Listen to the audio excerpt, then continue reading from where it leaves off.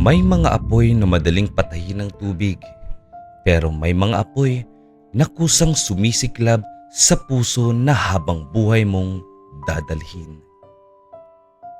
Ako si Ramon, isang bombero. Sanay ako sa init, sa usok, sa panganib. Pero hindi ako handa sa init na naramdaman ko nang patirahin ako ng kumpare ko sa bahay nila. Sa maliit na kwartong pinagsaluhan namin ng anak niyang si Kiko, nabuo ang isang bawal na damdamin. Isang pag-ibig na nagsimula sa isang lagnat. Lumalim sa bawat nakaw na yakap at nanatiling lihim sa likod ng pagiging kuya. Kuya ko sa kanya. Ito ang kwento ng apoy na hindi ko kayang apulahin. Ako si Ramon, 35 anyos, isang bombero. Sa trabaho ko, simple lang ang rule. Kapag may sunog, patayin. Kapag may panganib, iligtas ang dapat iligtas. Pero sa totoong buhay, hindi pala ganun kadali ang lahat. Lalo na kapag ang sunog ay hindi sa gusali o kabahayan, kundi sa sarili mong puso. At ang taong nagpapaningas nito ay ang huling taong dapat mong mahalin. Nagsimula ang lahat ng madestino ako sa Maynila. Dahil galing ako sa probinsya at hindi pa tapos ang quarters namin sa istasyon, inalok ako ng kumpare kong si Tito Boyet na makitira muna sa kanila. Maliit lang ang bahay nila, doon sa Sampaloc. Siksikan, pero dahil wala akong choice, pumayag ako. Ang hindi ko inaasahan, sa kwarto ng anak niyang binata, ako matutulog. Si Kiko, 20 taong gulang. Kolehiyala, matangkad, moreno, at may mga matang parang laging nangungusap. Nung una kaming magkita, ramdam ko kaagad ang pagkailang niya. Ma, seryoso ba kayo? Sa kwarto ko siya matutulog? Reklamo ni Kiko kay Tita Beth habang buhat ko ang bag ko. Ang dami kong ginagawa, ma. May thesis kami. Tambayan ng barkada ang kwarto ko. Anak, pagpasensyahan mo na. Wala namang ibang matutulugan si Ninong Ramon mo eh. Sagot ni Tita Beth. Napakamot na lang ng ulo si Kiko. Bahala nga kayo. Doon pa lang, alam kong magiging mahirap ang sitwasyon. Pakiramdam ko, istorbo ako. Pero kailangan kong tiisin. May pamilya akong binubuhay sa probinsya. Ang asawa ko at ang 2 kong anak. Sila ang dahilan kung bakit ako nagsasakripisyo dito. Sila ang dahilan kung bakit tinitiis ko ang lamig at init ng Maynila.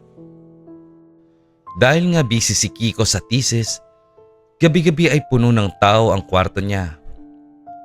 Mga kaklase niyang maingay, nagkakape. Mga kaklase niyang maingay, nagkakape, nagpupuyat. Dahil nahihiya akong makigulo, sa labas ng bahay ako tumatambay. May isang lumang bangko doon sa ilalim ng poste ng ilaw. Doon ako nauupo, naghihintay hanggang sa matapos sila. Minsan inaabot sila ng 2:00 ng madaling araw. Pagod na pagod ako galing duty. Minsan amoy usok pa ako at nanginginig ang laman sa pagbuhat ng hose. Pero tinitiis ko ang antok sa labas. Tinitignan ko lang sila mula sa bintana. Pare, kawawa naman yung bombero sa labas. Papasukin mo na kaya? Narinig kong sabi ng isang kaklase niya, si Jiro. Hayaan mo siya. Siya ang nakikitira. Siya ang mag-adjust. Rinig kong sagot ni Kiko. Masakit pero totoo naman. Nang matapos sila, Lumabas si Kiko. Kuya Ramon, gising na. Tapos na kami. Pwede ka nang pumasok. Pumasok ako ng walang imik. Inilatag ko ang banig sa sahig habang siya naman ay humiga na sa kama niya. Kuya, sorry ha. Natagalan. Sabi niya bigla. Medyo mahinahon ng boses. Okay lang Kiko. Sanay ako sa puyatan. Sagot ko habang tinetext ang misis ko. Good night mahal. Miss na kita. Yun ang naging routine namin. Hanggang sa isang gabi, siningil ako ng katawan ko. Dahil sa puyat at pagod, tinamaan ako ng matinding trangkaso. Nanginginig ako sa labas ng bahay habang hinihintay silang matapos. Umuulan pa nun. Nang lumabas si Kiko para tawagin ako, halos hindi na ako makatayo. Hala, Kuya Ramon, ang init mo. Sigaw niya nang hawakan niya ang braso ko. Nilalagnat ka. Inalalayan niya ako papasok. Ang bigat ng pakiramdam ko, parang hinihila ko ng lupa pababa. Wala sina Tito Boyet at Tita Beth. Nasa hotel daw. Nagha-honeymoon para makabuo ng baby girl. Kami lang ni Kiko sa bahay. Pinahiga niya ako sa kama niya. Siya ang nagpunas sa akin ng maligamgam na tubig. Siya ang nagpainom ng gamot. Sa sobrang taas ng lagnat ko, nagdeliryo ako. Ang akala ko, ang nag-aalaga sa akin ay ang asawa ko.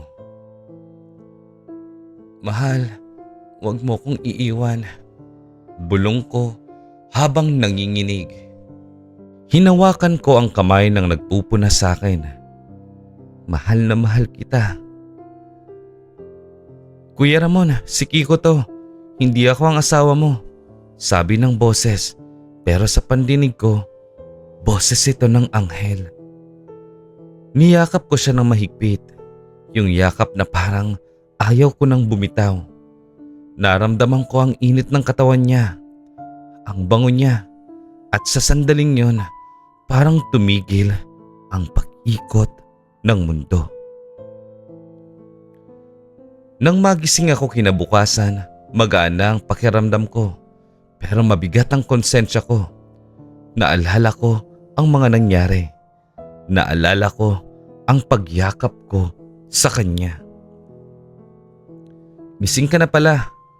Bati ni Kiko habang may dalang lugaw. Grabe ka kuya kagabi.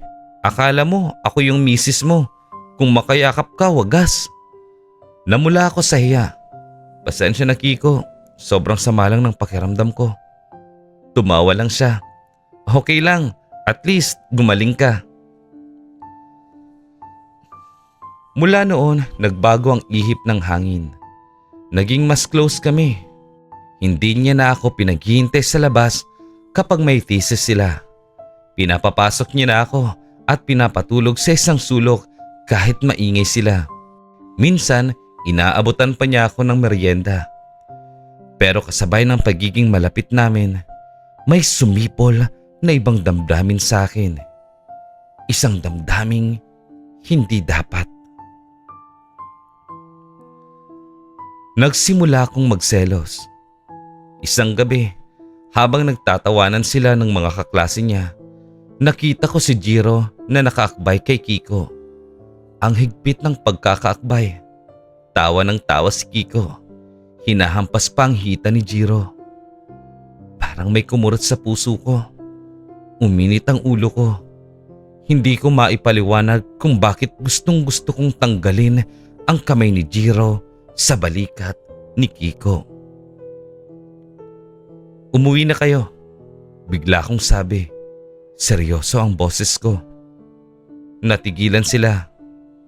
Po, Kuya Ramon? Maaga pa naman. Sabi ni Jiro. Sabi ko umuwi na kayo. Masakit ang ulo ko. Gusto ko na matulog. Pagsisinungaling ko.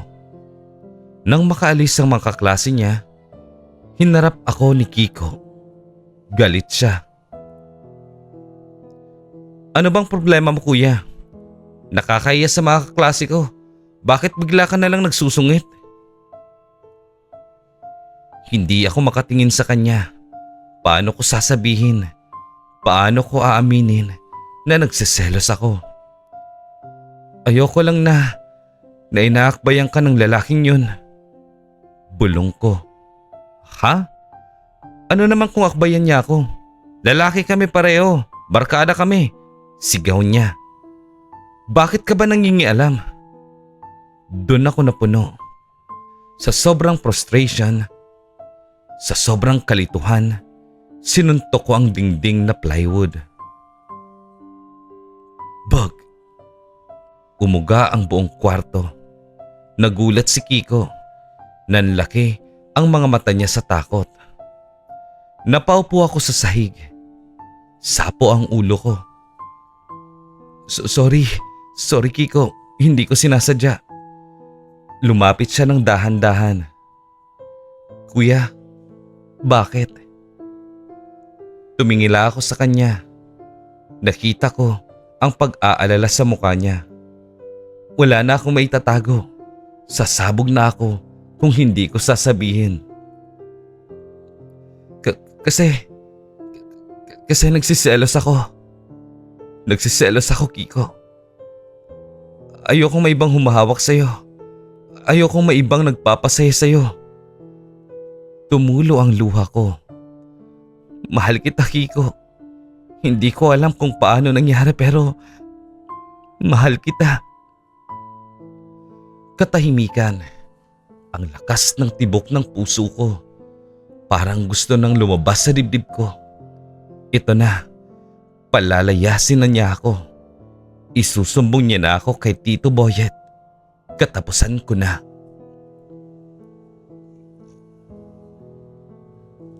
Pero hindi yon ang nangyari. Tumabi siya sa akin sa sahig. Tahimik. Alam ko, sabi niya ng mahina. Napatingin ako sa kanya. Alam mo, ramdam ko naman sa mga tingin mo, sa pag-aalaga mo. Tapos nung may sakit ka, iba yung yakap mo. Hindi lang pang asawang yakap na yun, kuya. Yakap yun ng taong uhaw sa pagmamahal. Galit ka ba? Nanginginig kong tanong. Umiling siya. Ngumiti siya ng mapait. Bakit ako magagalit? Tao ka lang naman na nagmamahal. At saka, aaminin ko, kuya. Nasanay na rin ako na nandyan ka. Yung safety na nararamdaman ko kapag katabi kita matulog. Iba yun. Nabuhayan ako ng loob. Ibig sabihin, pero Kuya Ramon, putol niya. Hinawakan niya ang kamay ko. May pamilya ka. May girlfriend ako. Hindi pwede. Parang binuhusan ako ng malamig na tubig. Oo nga pala. Ang realidad. Alam ko. Sagot ko. Yumuko ako. Alam ko naman na hanggang dito lang talaga. Patawarin mo ko. Huwag kang humingi ng tawad sa nararamdaman mo, sabi niya. Gawin na lang natin tong sekreto, kuya. Kuya kita, bunso mo ako. Pero dahil alam kong kailangan mo ng karamay, niyakap niya ako. Hindi tulad ng yakap noong may sakit ako na puno ng pag-aalala. Ang yakap na to ay puno ng pangunawa. Mainit, mahigpit. Hanggang dito lang tayo, kuya. Yakap lang, comfort lang. Walang mali siya, pero may pagmamahal. Pwede ba yon? Tumango ako habang yakap siya. Umiiyak sa balikat niya. Oo, Kiko, pwede. Sapat na to. Mula ng gabing yun, nagkaroon kami ng unspoken agreement. Sa harap ng mga magulang niya at ng ibang tao, kami ay magkumpare, magkuya at bunso. Pero sa loob ng 4 na sulok ng kwarto namin, kapag patay ng ilaw, may mga sandaling ninanakaw namin mula sa tadhana. Kapag pagod ako galing sa sunog, tatabi siya sa akin at yayakapin ako hanggang sa makatulog. Kapag stress siya sa thesis niya at sa girlfriend niya, sa balikat ko siya umiiyak. Hinahayaan kong haplusin niya ang buhok ko. Hinahayaan niyang halikan ko siya sa noo. Walang nangyaring higit pa doon. Walang sex, walang kissing sa lips. Respeto sa asawa ko at girlfriend niya. Pero ang emosyonal na koneksyon, mas malalim pa yata ito kaysa sa inaakala ko. Minsan, kapag nagpapaalam ako na uuwi muna doon sa probinsya para dalawin ang pamilya ko, nakikita ko ang lungkot sa mga mata niya. Mag-ingat ka doon kuya, sasabihin niya. Sabay ayos ng kwelyo. Baka makalimutan mo ko. Hinding-hindi, sagot ko. Ikaw ang pahinga ko dito sa Maynila. Mahirap, sobrang hirap. Araw-araw akong inuusig ng konsensya ko. Pakiramdam ko, dinaraya ko ang asawa ko. Kahit wala namang kaming ginagawang pisikal na milagro ni Kiko. Ang pagmamahal na binibigay ko kay Kiko ay dapat para sa misis ko lang. Pero paano mo pipigilan ang puso? Hanggang ngayon, dito pa rin ako nakatira. Hindi pa rin tapos ang quarters ng mga bombero. Baka ayoko lang talagang umalis. Ganun pa rin ang buhay. Gigising, papasok sa trabaho, sasabak sa apoy, uuwi, at tatabihan si Kiko. Natutunan kong mahalin ang sitwasyong to. Natutunan kong maging masaya sa mga mumo ng pagmamahal na pwede naming pagsaluhan. Ako si Ramon, isang bombero na araw-araw sumasagupa sa apoy pero gabi-gabing umuuwi sa init ng yakap ng isang lalaking hinding-hindi pwedeng maging akin. At sa ngayon, sapat na ito. Mga ka-listeners, nabitin ba kayo sa kwento natin ngayon? Good news, kasi pwede nyo nang balikan ang ating mga naunang kwento. Pakiclick lang ang next video na naka-flash sa iyong mga screen. Maraming salamat sa patuloy niyong panonood.